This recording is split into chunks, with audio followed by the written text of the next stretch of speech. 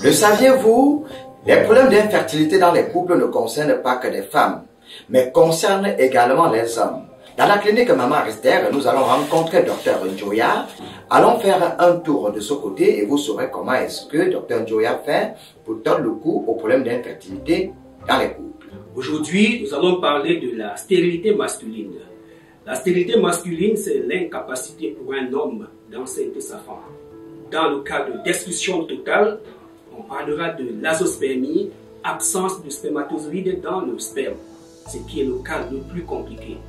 On a une destruction partielle appelée oligospermie, asténospermie, tératospermie.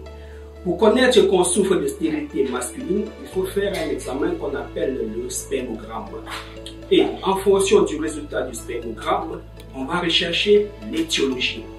Il peut s'agir d'une infection à chlamydia, à staphylocoque, à herpès, qui serait à l'origine de la destruction partielle des spermatozoïdes.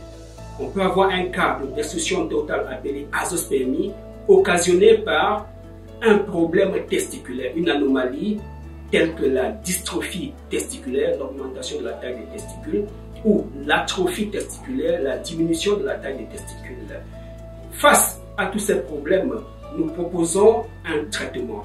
Et en fonction de l'étiologie, de la cause de la stérilité, nous mettons sur pied un traitement.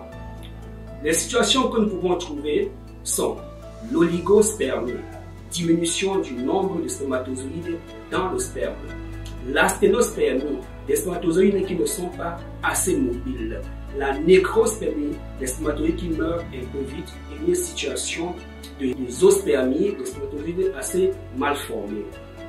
D'autre part, on peut avoir un cas d'azospermie, pas de spermatozoïdes dans le sperme, occasionné, comme je l'ai dit tantôt, par un problème testiculaire ou bien par un problème hormonal.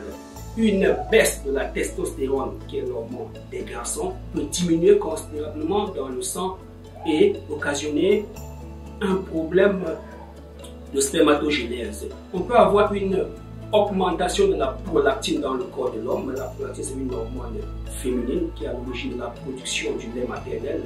Son augmentation dans le corps d'un homme masculin peut provoquer une azospermie.